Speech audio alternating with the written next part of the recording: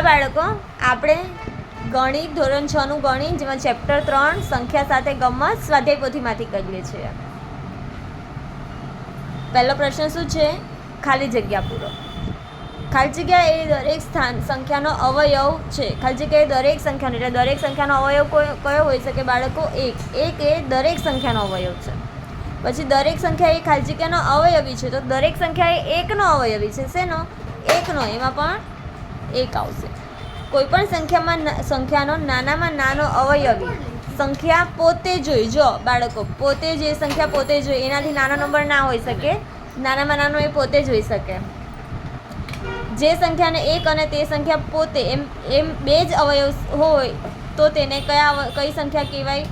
જો બાળકો શું કીધું છે? જે સંખ્યાને એક અને તે સંખ્યા પોતે એમ બે જ અવયવ હોય તો તેને અવિભાજ્ય સંખ્યા કહેવાય. કઈ કહેવાય?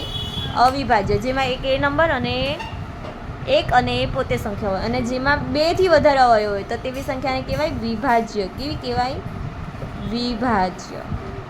ખાલી જગ્યા એ વિભાજ્ય કે અવિભાજ્ય સંખ્યા નથી, એટલે અવિભાજ્ય પણ નથી ને વિભાજ્ય પણ નથી. એવી સંખ્યા કઈ છે? એક. એક એ અવિભાજ્ય નથી ને વિભાજ્ય નથી. હવે જે સંખ્યાને બે વડે નિશેષ ભાગી શકાય તેને બે વડે નિશેષ ભાગી શકાય એ બાળકો એને કહેવાય બેકી સંખ્યા. અને જે સંખ્યાને બે વડે નિશેષ ન ભાગી શકાય એને કહેવાય એકી સંખ્યા. એકી સંખ્યા અને બેકી સંખ્યા. બેકી સંખ્યા કોને કહેવાય? 0, 2, 4, 6, 8 એ લાઈન આવે બધાને બેકી સંખ્યા કહેવાય, જેને આપણે બે વડે નિશેષ ભાગી શકીએ. હવે બે એકી સંખ્યાઓનો સરવાળો, બે એકી સંખ્યાનો સરવાળો કરીએ ને તો જવાબ શું આવે બેકી સંખ્યામાં?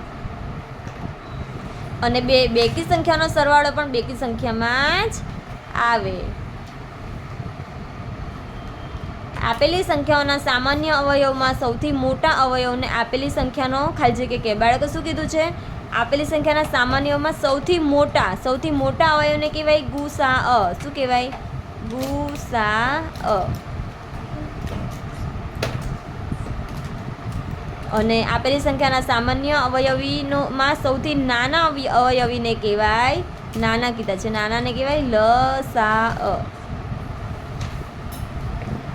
હવે 20 અને 25 સંખ્યાઓની વચ્ચેની અવિભાજ્ય. અવિભાજ્ય એટલે જે બીજા વડે ન ભાગી શકીએ, એક અને પોતે. તો 20 પછી આવે 21, તો 21 7ના ઘડિયામાં, 3ના ઘડિયામાં અને 21ના ઘડિયામાં એમ આવે છે, એટલે એને ભાગી શકાય છે, એના અવયવ પડે છે. પછી 22ના પણ 11ના ઘડિયામાં આવે અને એક 22ના ઘડિયામાં, એટલે એના પણ 2થી વધારે અવયવ પડ્યા. પછી 23. જો 23 બાળકો બીજા કોઈ ઘડિયામાં નથી આવતું, ખાલી 1 અને 23, તો એક આપણે 23 લખી દઈએ. પછી 24, તો 24 પણ આવે.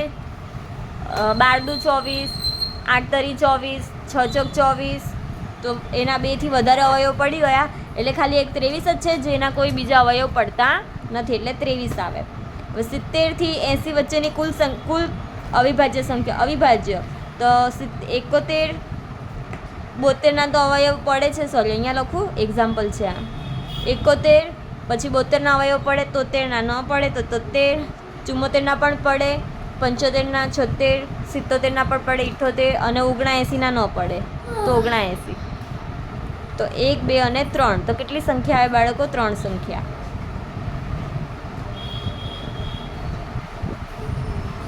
30ના અવિભાજ્ય અવયવની સંખ્યા. 30ના અવયવ લખવાના છે. 2 ગુણ્યા 15,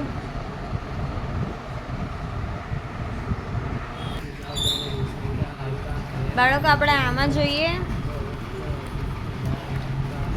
30ના અવયવની સંખ્યા, અવિભાજ્ય અવયવની સંખ્યા. 30ના આપણે અવયવ કરવાના છે પહેલાં, તો અહીંયા હું તમને ગણીને બતાવું, એટલે હું બુકમાં બતાવું છું બાળકો. આપણે એના અવયવ કરીએ. 1 ગુણ્યા 30, 2 ગુણ્યા 15, એટલે કે 15 દુ 30, 10 તરી 30, 5 છંગ 30.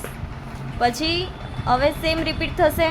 6 પંચા 30, 10 તરી 30, 15 દુ 30, 30 એકા 30, એ રિપીટ થાય છે બાળકો.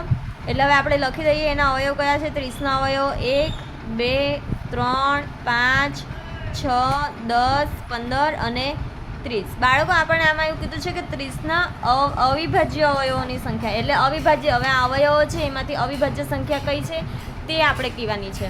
તો આમાં અવિભાજ્ય સંખ્યા કઈ કઈ છે જેના અવયવો બીજા નથી પડતા? તો એક તો આવે જ નહીં, એક અવિભાજ્ય નથી અને વિભાજ્ય નથી, એટલે 2 જેનો એ 2 એકના એના જ ઘડિયામાં અને એક સાથે. એવી રીતે આ 3 ને 5 આ એના ઘડિયામાં જ આવે, બીજા કોઈ ઘડિયામાં નથી આવતું. 6ના અવયવ પડે, તંદુ 6 એટલે એના વધારે અવયવ પડે છે. 10ના પણ અલગથી પડે છે, 5 દુ 10, 15ના પણ પડશે, 3 પંચા 15, 5 તરી 15 ને 30નાય પડે. આ 3 જ એવા છે જેના બીજા અવયવ નથી પડતા, એટલે આ 3 સંખ્યા છે જે અવિભાજ્ય અવયવ છે. એટલે આમાં શું બાળકો આવશે? એનો સાચો જવાબ 3. હવે આપણે બીજો પ્રશ્ન જોઈએ. શું લખ્યો છે પહેલો સવાલ? સૌથી નાની અવિભાજ્ય સંખ્યા. સૌથી નાની અવિભાજ્ય સંખ્યા કઈ છે બાળકો? 4 નથી, કારણ કે 4નો અવયવ પડે. 4 એકા 4, 2 દુ 4, એટલે 4 અવિભાજ્ય સંખ્યા નથી.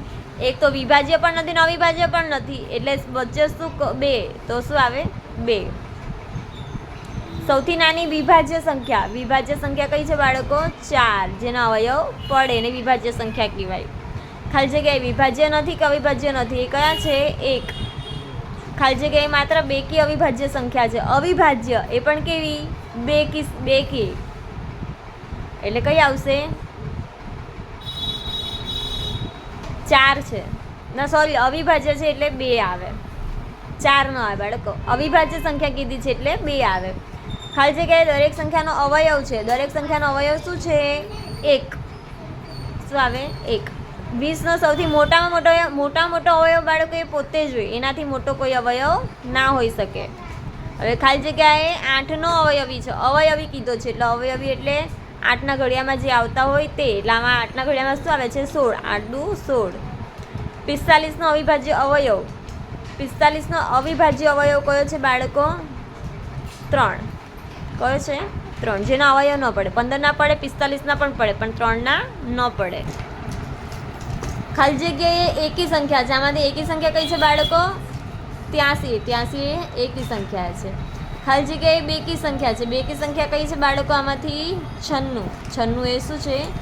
બેકી સંખ્યા. ખાલી જગ્યા અવિભાજ્ય સંખ્યા છે. આમાંથી અવિભાજ્ય સંખ્યા કઈ છે બાળકો? જેના અવયવ નથી પડતા એ. તો 93 કોઈ ઘડિયામાં ન આવે.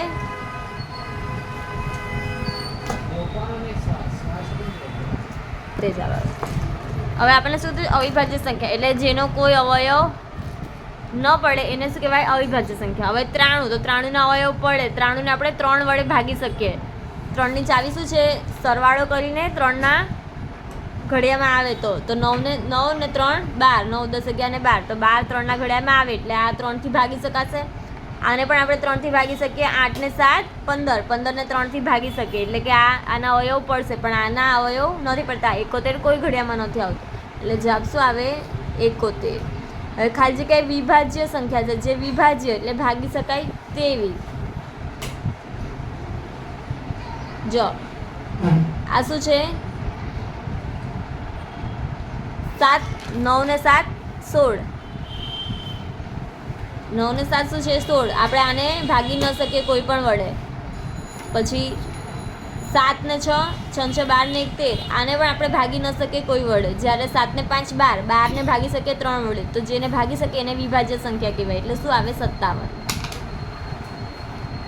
હવે આપણને કીધું છે 10ના બધા અવયવોની સંખ્યા લખવાની છે. 10ના અવયવો કરવાના છે ને એની સંખ્યા જે થાય તે લખવાની. ચલો બાળકો, આપણે અહીંયા 10ના અવયવ પાડીએ. 10ના અવયવ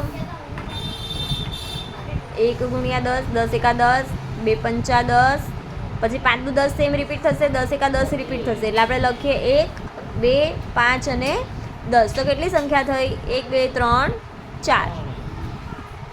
તો શું આવશે? 4. હવે આપણે આગળ જોઈએ.